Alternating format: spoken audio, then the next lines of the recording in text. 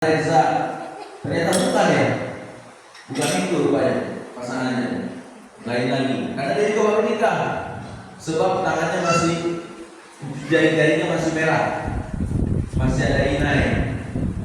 Dikira itu, tapi bukan. Kami tanya, itu suaminya Rima bukan? Bukan. Reza, bukan. Jadi siapa? Oh, pokoknya belum pernah ngaji ya? Ya belum kan? Belum. Nah, itu aja. Kerjanya security. Nah, jadi ada wasiat dari Allah Subhanahu wa taala kalau ingin kita ini menjadi wanita salehah, terutama yang sudah menjadi istri harus menjadi istri yang salehah. Karena nanti akan jadi ratu bidadari surga itu syarat utamanya adalah istri salehah, itu ratu bidadari surga itu. Kalau ratunya bidadari berarti lebih cantik dari bidadari.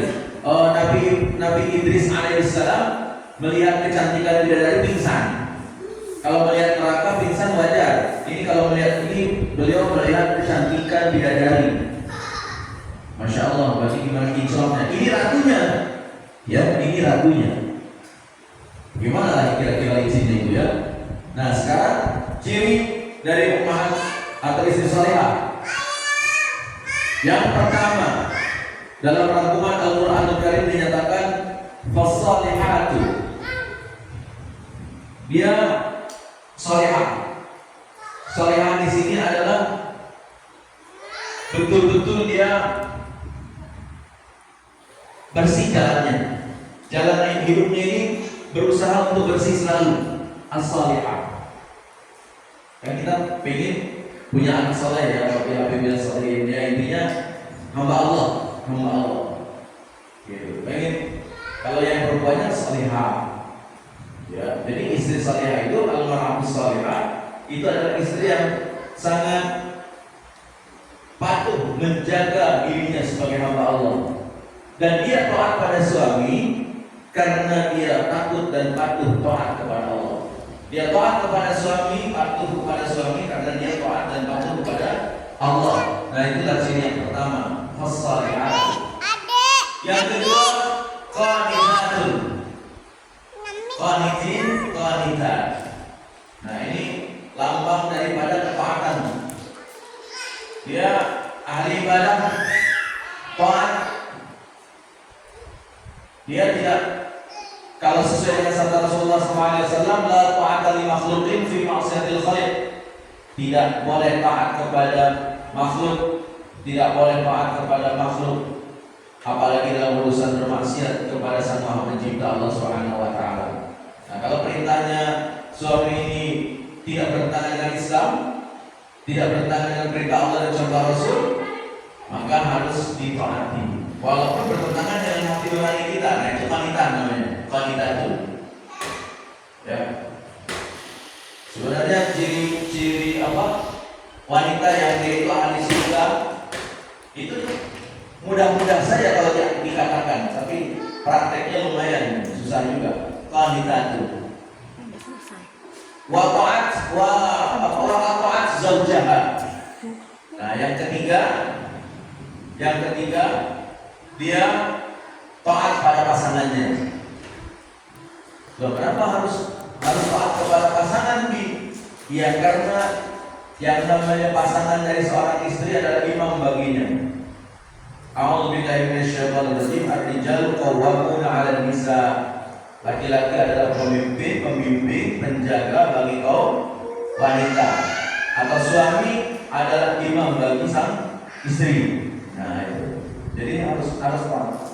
Apalagi dalam ijab qabul sudah jelas begitu dikatakan ananda fulan bin fulan, Anda saya nikahkan dengan putri saya. Nah, itu kata bapaknya. Anda saya nikahkan, kalau dalam bahasa tambahan Indonesia, saya kawinkan dengan putri saya, Fulanah binti Fulanah misalnya. Nah, dengan mahar atau mas kawin, seperangkat alat mayat dibayar tunai misalnya. Nah, seperangkat alat mayat jarang-jarang terjadi soalnya mahar seperti itu. Dibayar tunai. Kalau sudah seperti itu sah, maka orang akan berarti sah atau halal. Berarti itu sudah serah terima antara seorang bapak atau kakak laki-laki kepada seseorang yang diangkat menjadi imam tadi, yang menikahkan. Kalau sudah begitu, tanggung jawab yang tadinya di tangan bapak menjadi tanggung jawab di tangan suami. Maka segala kata-kata suami itu harus ditaati. Wa ata'at zaujaha. Ya, nanti kalau ada pertanyaan di ini ya, di termin yang lain. Nah, kemudian wa hafizat farjaha. Dia menjaga farjinya atau kemaluannya atau kehormatan dirinya. Dia menjaga kehormatan dirinya dalam arti dia tidak lagi mengumbar kecantikannya, kerupawanannya kepada orang lain, tapi hanya satu kepada suaminya seorang. Kalau suaminya sedang tidak ada di rumah, maka pantang haram baginya memasukkan atau mempersilahkan masuk laki-laki ke rumahnya, siapapun, kecuali atas dasar izin suaminya. Bapak sendiri bagaimana, Bi? Iya, walaupun bapak sendiri, paling tidak ada bahasa, ada ngomong sama suaminya. Pak, ini ayah mau datang, apa? Misalnya, Kak, ini ayah mau datang, saya suruh masuk, saya izin masukkan ayah ke rumah. Ya, kata suaminya, iya, oke. Kalau tidak, jangan. Tapi masa iya tidak diizinkan gitu kan? Nah itulah. Yang penting ada bahasa, ada penghargaan, ada penghormatan kepada sang suami. Setelah itu, hafizatul lil ghaibi bima hafizallah.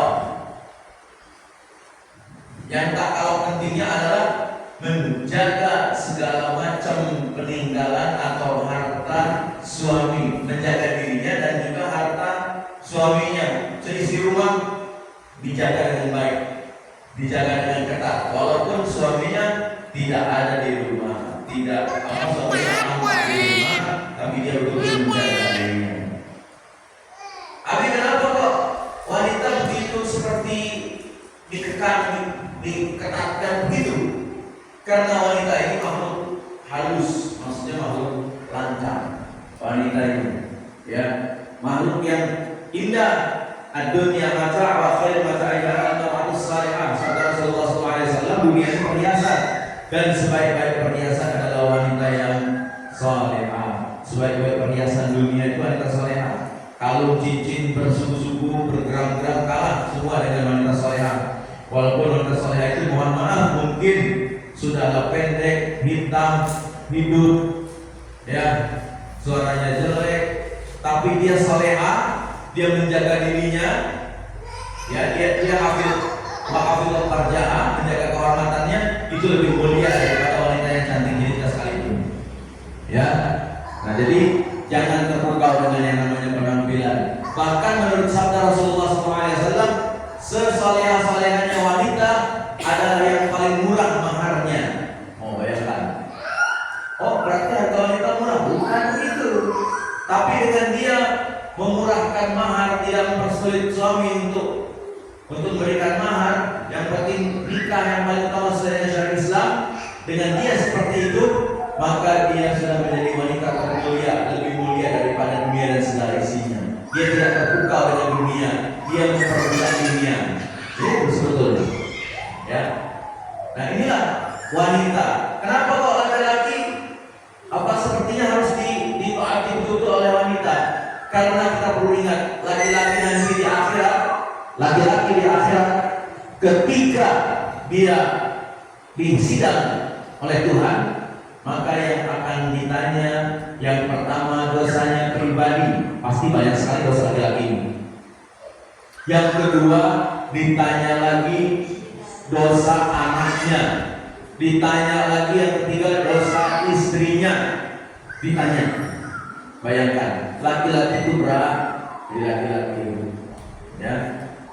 Memang wanita pun berat, tak kalah beratnya, tapi laki-laki juga tentunya tidak kalah juga beratnya sama. Apalagi kalau menghadapi persidangan dengan 3 tanggung jawab tadi, itu sangat berat, tidak bisa kemana-mana laki-laki kalau disidang begitu. Nah, oleh karenanya para jemaah, mari kita saling menjaga diri kita jaga keutuhan rumah tangga, terutama buat para umat yang hadir sekarang ini dan yang mendengarkan di tempat masing-masing. Jaga diri, hafizul farjah, jaga kehormatan, jangan hinakan kehormatan. Taatlah kepada pasangan, karena pasangan itu akan bertanggung jawab. Seperti halnya imam sholat bertanggung jawab kepada semua makmumnya. Begitulah pula suami sebagai imam dalam kehidupan buat istrinya. Taatlah kepada suami, karena suami itu yang akan berat mempertanggungjawabkan segala sesuatunya yang terkait dengan anak dan istri. Para jemaah, untuk tausiah sementara ini kiranya cukup sekian. Mudah-mudahan Allah Subhanahu wa taala berdoa khusus untuk para ummahat salihah, betul-betul ketika majelis salimina majelis salimat salihah semuanya juga menjadi ummahat yang betul-betul salihah dalam pandangan Allah Subhanahu wa taala. Amin ya rabbal alamin. Terima kasih atas segala perhatian. Mohon maaf atas segala kekurangan. Semoga ada guna manfaatnya. Selamat doakan, selamat menantikan bulan suci Ramadan, selamat menikmati bulan suci Ramadan dengan penuh kemuliaan, dengan penuh kebahagiaan di dunia dan akhirat. Amin ya rabbal alamin.